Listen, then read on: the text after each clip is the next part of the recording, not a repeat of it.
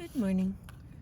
I'm going to finish the end of chapter 4 from getting to yes, negotiating agreement without giving in.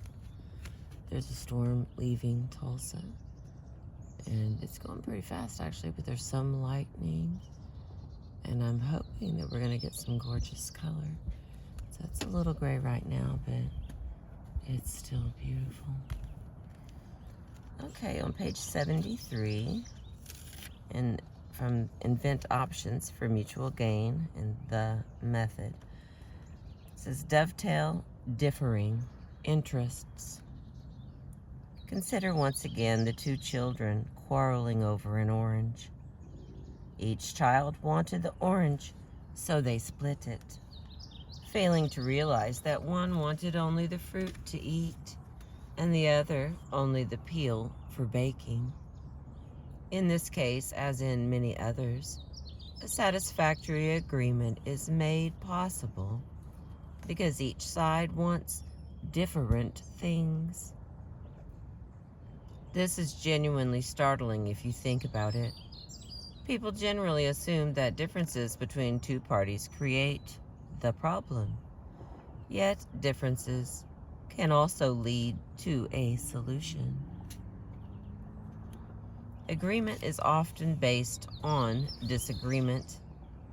It is as absurd to think, for example, that you should always begin by reaching agreement on the facts as it is for a buyer of stock to try to convince the seller that the stock is likely to go up.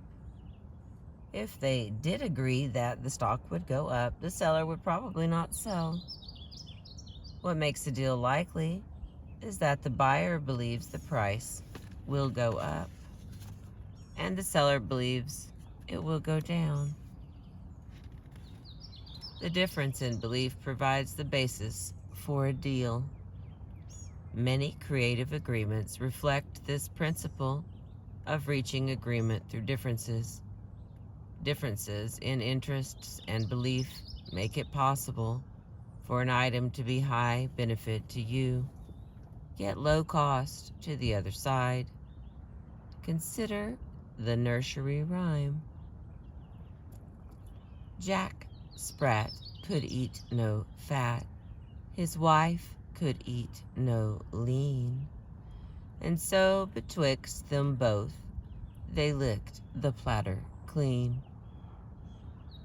The kinds of differences that best lend themselves to dovetailing are differences in interests, in beliefs, in the value placed on time, in forecasts, and in aversion to risk.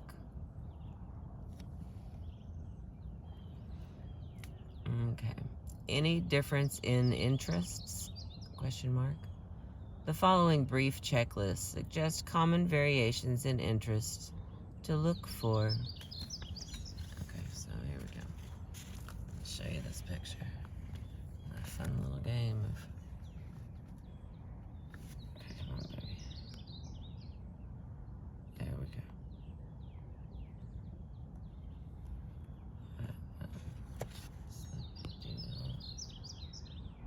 That's lightning back there. Ooh. Okay. One party cares more about form, economic considerations, internal considerations, symbolic considerations, immediate future, ad hoc results, hardware, progress, precedent, prestige, reputation, and political points.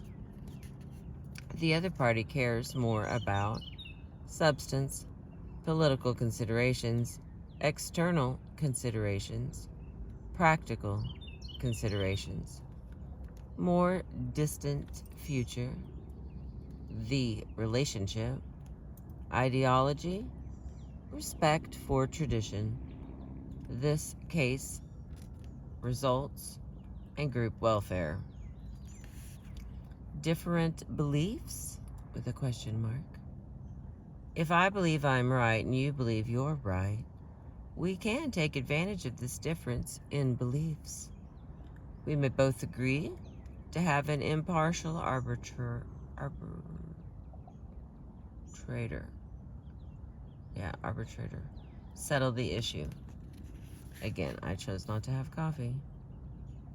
I mean, I'm going to have coffee. I just didn't have it first thing in the morning. So, thank you for understanding. No more tongue-tied. We may both agree to have an impartial arbitrator settle the issue, each confident of victory. If two factions of the union leadership cannot agree on a certain wage proposal, they can agree to submit the issue to a membership vote. Different values placed on time? You may care more about the present, while the other side cares more about the future. In the language of business, you discount future value at different rates. An installment plan works on this principle. The buyer is willing to pay a higher price for the car if he can pay later. The seller is willing to accept payment later if he gets a higher price.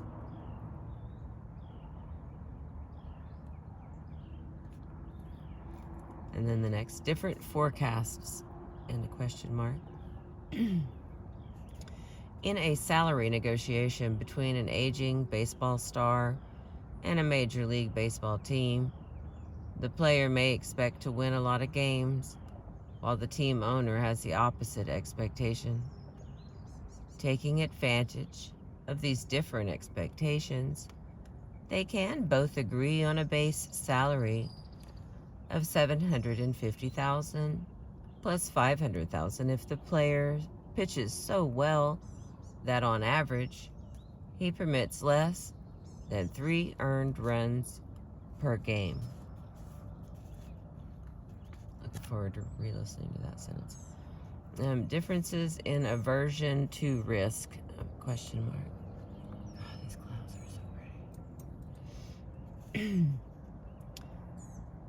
One last kind of difference, which you may capitalize on, is aversion to risk.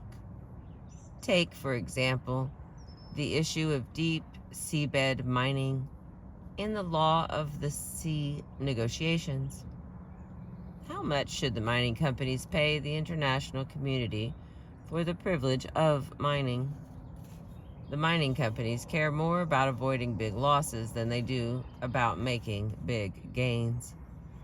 For them, deep seabed mining is a major investment. They want to reduce the risk. The international community, on the other hand, is concerned with revenue. If some company is going to make a lot of money out of the common heritage of mankind, the rest of the world wants a generous share. In this difference lies the potential for a bargain advantageous to both sides. Risk can be traded for revenue. Exploiting this difference in aversion to risk, the proposed treaty provides for charging the companies low rates until they recover their investment. In other words, while their risk is high and much higher rates thereafter when their risk is low.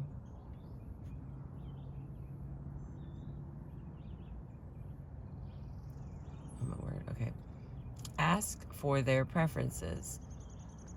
One way to dovetail interest is to invent several options, all equally acceptable to you, and ask the other side which one they prefer. You want to know what is preferable, not necessarily what is acceptable. You can then take that option, work with it some more, and again present 2 or more variants, asking which one they prefer. In this way, without anyone's making a decision, you can improve a plan until you can find no more joint gains. For example, The agent for the baseball star might ask the team owner, what meets your interests better? A salary of $875,000 a year for 4 years, or $1 million a year for 3 years? The latter?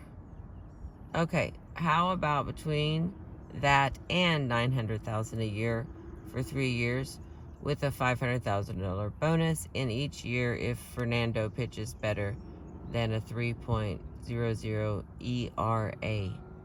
Question mark. I'm gonna be totally honest. Like, I don't know.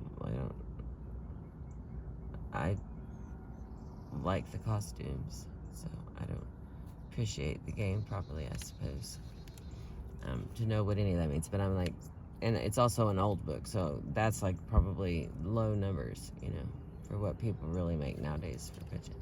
Okay, if dovetailing had to be summed up in one sentence, it would be: look for items that are of low cost to you and high benefit to them, and vice versa. Differences in interests, priorities, beliefs, forecasts, and attitudes toward risk all make dovetailing possible. A negotiator's motto could be Viva la difference. Okay, I got like 2 pages left, so hang on. Let me wet my whistle.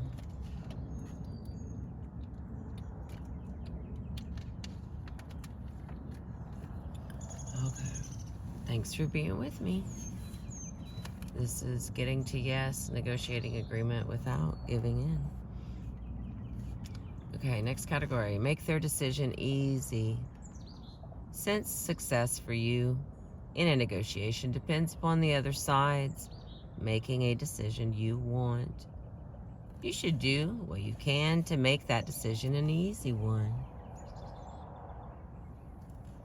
Rather than make things difficult for the other side, you want to confront them with a choice that is as painless as possible. Impressed with the merits of their own case, people usually pay too little attention to ways of advancing their case by taking care of interests on the other side. To overcome the short-sightedness that results from looking too narrowly at one's immediate self-interest, you will want to put yourself in their shoes. Without some option that appeals to them, there is likely to be no agreement at all. Whose shoes? Are you trying to influence a single negotiator, an absent boss, or some committee or other collective decision-making body? You cannot negotiate successfully with an abstraction like Houston or the University of California. Instead of trying to persuade the insurance company to make a decision, it is wiser to focus your efforts on getting one claims agent to make a recommendation. However complex the other side's decisional process may seem, you will understand it better if you pick one person, probably the person with whom you are dealing, and see how the problem looks from his or her point of view. By focusing on one person, you are not ignoring complexities. Rather, you are handling them by understanding how they impinge on the person with whom you are negotiating. You may come to appreciate your negotiating role in a new light and see your job, for example, as strengthening that person's hand or giving her arguments that she will need to persuade others to go along. One British ambassador described his job as helping my opposite number get new instructions. If you place yourself firmly in the shoes of your opposite number, you will understand his problem and what kind of options might solve it. What decision? Question mark. In Chapter 2, we discussed how one can understand the other side's interest by analyzing their currently perceived choice. Now you are trying to generate options that will so change their choice that they might then decide in a way satisfactory to you. Your task is to give them not a problem, but an answer. To give them not a tough decision, but an easy one. It is crucial in that process to focus your attention on the content of the decision itself. That decision is often impeded by uncertainty. Frequently, you want as much as you can get, but you yourself do not know how much that is. You are likely to say, in effect, "Come up with something and I will tell you if it is enough." That may seem reasonable to you, but when you look at it from the other's point of view, you will understand the need to invent a more appealing request. For whatever they do or say, you are likely to consider that merely a floor and ask for more. Requesting the other side to be more forthcoming will probably not produce a decision that you want. Many negotiators are uncertain whether they are asking for words or for performance. Yet the distinction is critical. If it is performance you want, do not add something for negotiating room.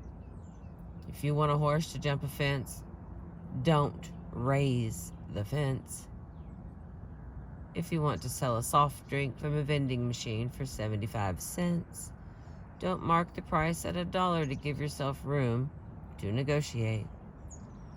Most of the time you will want a promise, an agreement. Take a pencil and paper in hand and try drafting a few possible agreements. It is never too early in a negotiation to start drafting as an aid to clear thinking. Prepare multiple versions, starting with the simplest possible. What are some terms that the other party could sign? Terms that would be attractive to them as well as to you. Can you reduce the number of people whose approval would be required? Can you formulate an agreement that will be easy for them to implement? The other side will take into account difficulties in carrying out an agreement. You should too. It is usually easier, for example, to refrain from doing something not being done than to stop action already underway. And it is easier to cease doing something than to undertake an entirely new course of action. If workers want music on the job, it will be easier for the company to agree not to interfere for a few weeks with an experimental employee-run program of playing tapes than for the company to agree to run such a program. Because most people are strongly influenced by their notions of legitimacy, one effective way to develop solutions easy for the other side to accept is to shape them so that they will appear legitimate. The other side is more likely to accept a solution if it seems the right thing to do. Right in terms of being fair, legal, honorable, and so forth. Few things facilitate a decision as much as precedent. Search for it. Look for a decision or a statement that the other side may have made in a similar situation, and try to base a proposed agreement on it. This provides an objective standard for your request and makes it easier for them to go along. Recognizing their probable desire to be consistent and thinking about what they have done or said will help you generate options acceptable to you that also take their point of view into account. Making threats. He's not bothering us, babe. He's okay. Oh no, does he have dogs? Oh, he's got a dog. And I got jumpers. Grasshoppers in my car and I try to jump out. Oh no, that's not a dog. What is that? Thank you, that was awesome.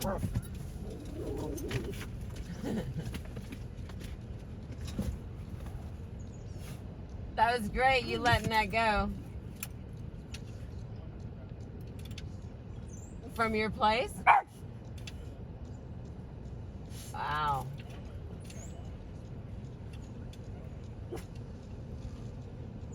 Wow. And you just let him go here? Wow.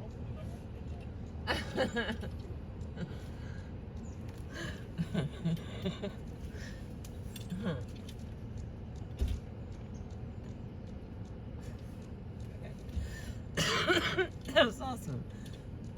Don't take. Oh no, now I don't know where it was. Okay, let's see.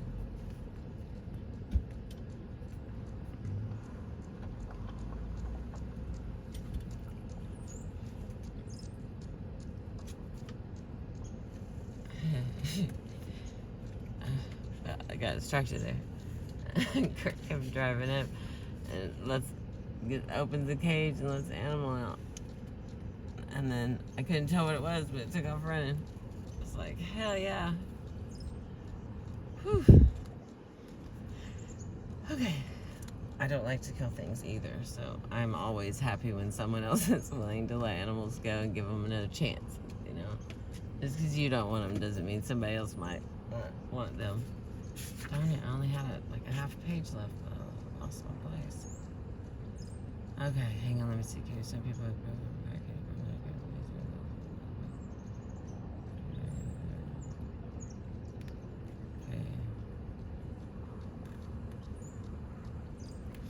I think I'm in here somewhere because there's tapes.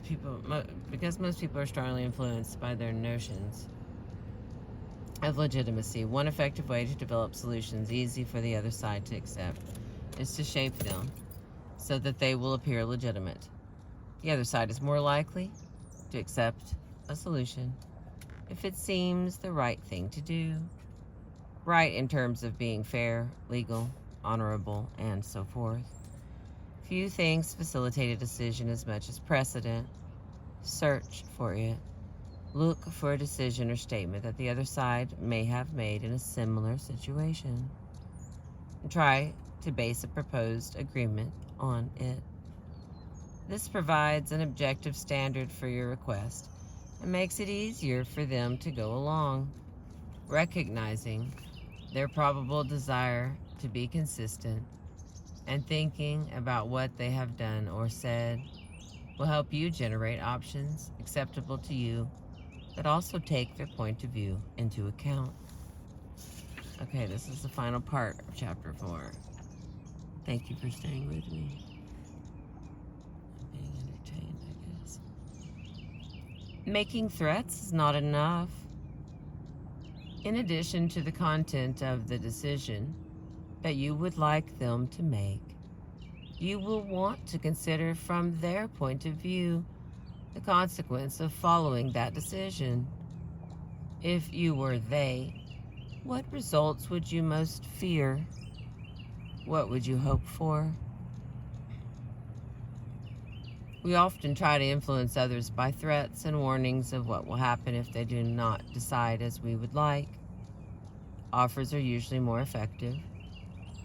Concentrate both on making them aware of the consequences they can expect if they do decide as you wish, and on improving those consequences from their point of view. How can you make your offers more credible? What are some specific things that they might like? Would they like to be given credit for having made the final proposal? Would they like to make the announcement? What can you invent that might be attractive to them, but low in cost to yourself? To evaluate an option from the other's side point of view, consider how they might be criticized if they adopted it. Write out a sentence or two illustrating what the other side's most powerful critic might say about the decision you are thinking of asking for. Then write out a couple of sentences with which the other side might reply in defense.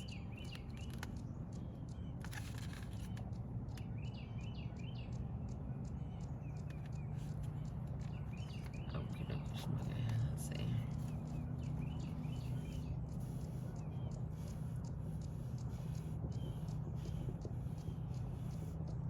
Then write out a couple of sentences with which the other side might reply in defense. Such an exercise will help you appreciate the restraints within which the other side is negotiating. It should help you generate options that will adequately meet their interests so that they can make a decision that meets yours. A final test of an option is to write it out in the form of a yesable proposition. Yes, Y-E-S-A-B-L-E, yesable proposition. I've never seen that word before.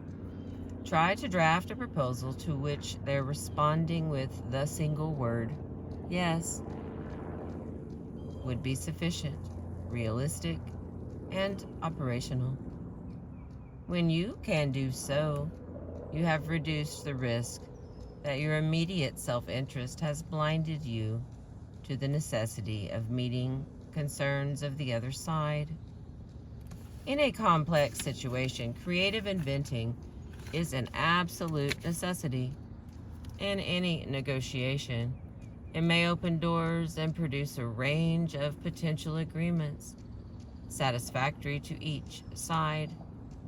Therefore, generate many options before selecting among them. Invent first, decide later. Look for shared interests and differing interests to dovetail, and seek to make their decision easy. Well, we did it. That is the end of chapter 4 from the book Getting to Yes.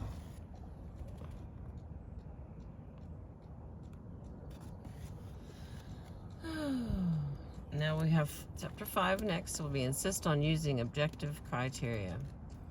There's not that many chapters. Looks like 7. Yeah, there's like 7 or 8. So we're like mostly done. And then there's the 10 questions that people ask, which was what the whole deal was with this book. And again, this was a book from family, and it means a lot that she let me take it so I could read it to us. And I want to say love you, girl. I hope she listens to him anyway. Okay, good morning, everybody. Thank you for sharing the morning. There was a sunrise. It's just behind all those clouds.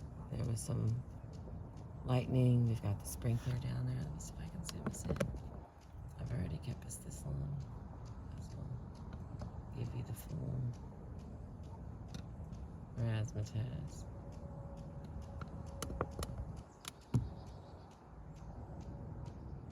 And I do want to say thank you to Chandler Park, because they let me in. I don't know if, they don't just like stand there. They open the gates so that I can try to catch the sun. And I greatly appreciate that. And everybody here is wonderful and waves. And I don't know everybody's name, but each and every person has been delightful to me. So please come up here and enjoy this beautiful facility and all the park that they have. It's never not something else, They have different activities. There's a big splash pads, community building, the only community building that's ran by solar. But thank you again. I appreciate you letting me share with you.